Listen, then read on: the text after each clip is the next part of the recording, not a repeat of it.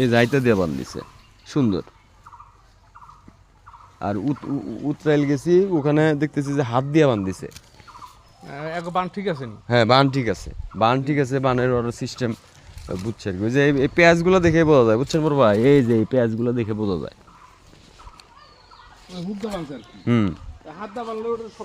শক্ত হবে না তো, ওটা হলো মিস্ত্রি করে একটু আর কি।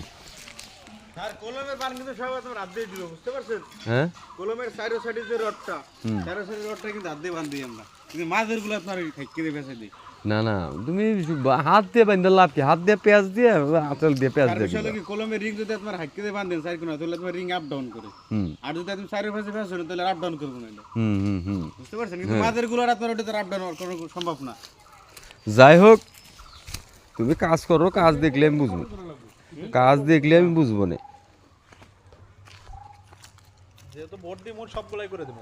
সব সব বোর্ড দিয়ে সব করে দাও। আর ভাই হলো শখ করে করতেছে, কাজের একটা সৌন্দর্য আছে।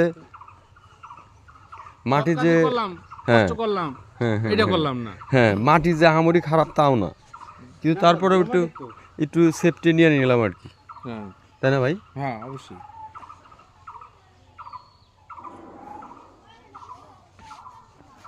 মাটামগুলো সব ঠিক আছে? কত কত করে? 5 ইঞ্চি করে স্যার। 5 ইঞ্চি না 4 ইঞ্চি? 4 ইঞ্চি, 4 ইঞ্চি আছে না? 4 ইঞ্চি আছে।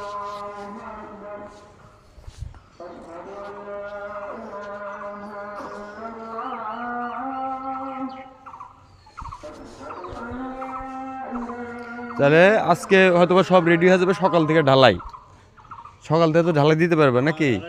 বাস বিষয়টা কি শুনেন, যদি আমরা খালি গুঁড়াগুলো দাগাইলাই, বুঝছেন, এরা ঢালাই দিতে দিতে আমাদের 5টা খারাপ করে হয়ে যাবে। তো তুমি আজকে কাট ই করে দাও, কালকে সব ঢালাই দিয়ে দিবা। সব ঢালাই একসাথে ঢালাই 12টা